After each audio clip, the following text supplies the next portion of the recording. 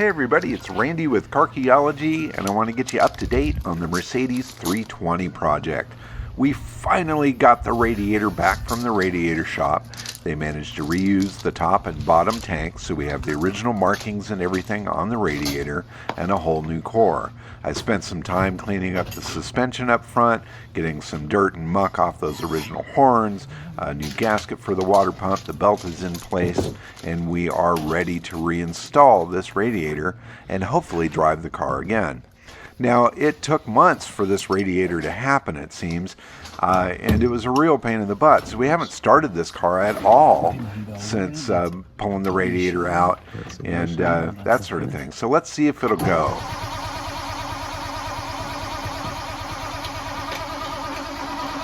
Not having much luck. So we're just checking here to see if we can get this thing to fire. Not worrying about the radiator at this point, but we're not having much luck.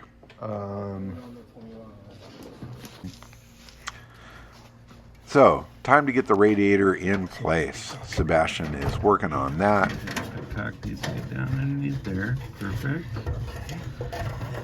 Oh, did you see that? See if it's going in the We're kind of bending that petcock right there, and in fact, we did bend it. We cracked the inlet where it goes into the bottom of the radiator and had to remove this radiator again, resolder that, position it, and then get it back in the car. It was a brutal day, and this is on a Friday before what is planned to be the debut of the Mercedes at the San Marino Concours.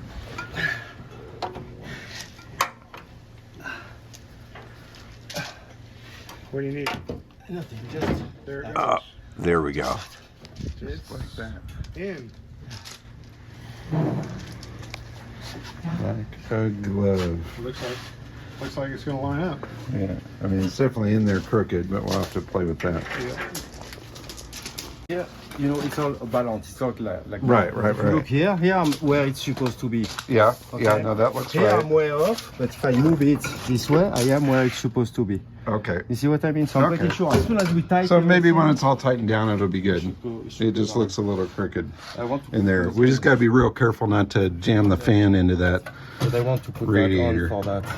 Just Is to that- prevent kind of things. So, with everything hooked up, it is time to fill this up and check for leaks. We're just putting fresh water in here initially to check for everything in case we do have some leaks, and we won't have coolant all over the place. And trying to get the radiator lined up properly. It does look like it's leaking a little bit here. Yeah, it's dripping. Oh, I don't think the valve's closed all the way, maybe. I couldn't tell if it was open or closed. Oh, it seems like it's coming out both sides. Did the bottom hose get tightened all the way? No, the bottom hose needs to be tightened. Okay. On that too, yes, to pick up Yeah. whatever needs to be tight. That thing. So I need to do something with the bottom hose.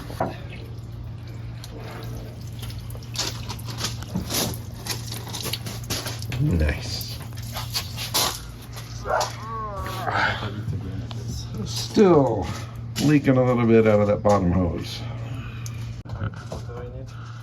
So yeah, it seems to be off, which is good. I don't see any other leaking. I'd say fill her up. So, okay, we need the gas. Yes. Just need the gas to... Nothing? Not So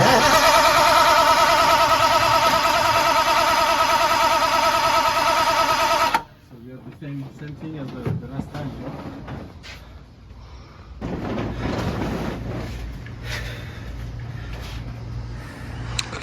Dang it.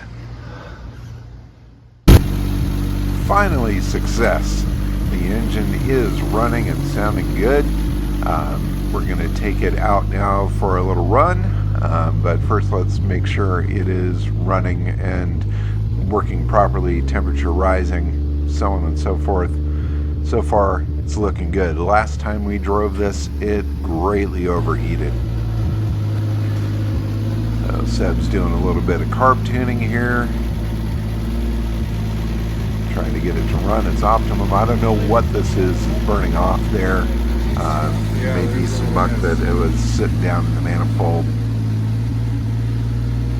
But so far, so good.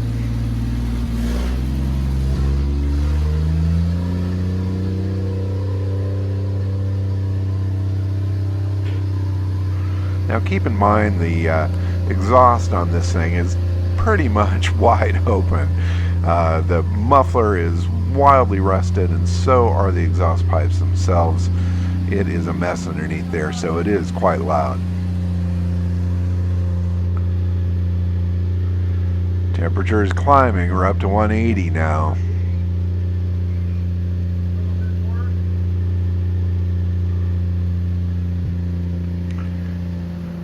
Anyway, I think we should get this thing out of the garage and get it going down the road and see what's going on.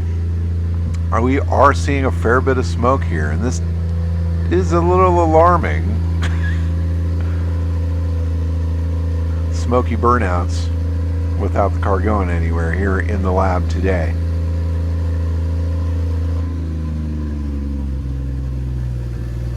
There we go. Idle down sounded so much better.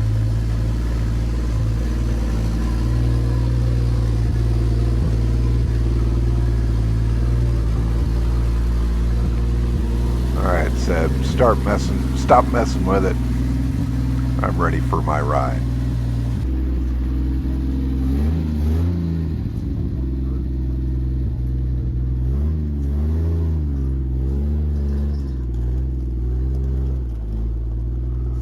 Now this is also the first time that it's been driven with hopefully functional brakes.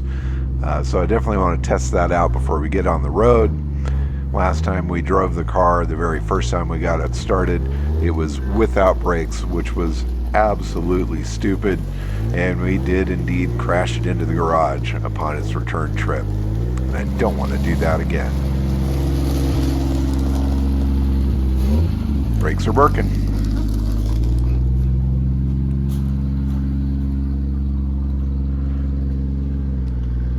And see ya.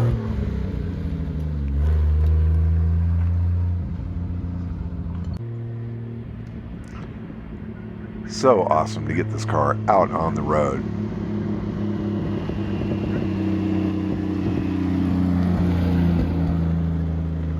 Little popping and farting from that exhaust, but considering the holes in the exhaust, it all makes sense.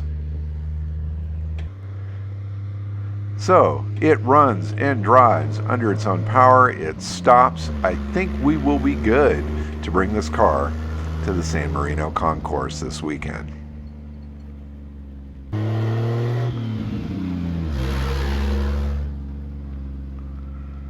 Awesome. It even has reverse.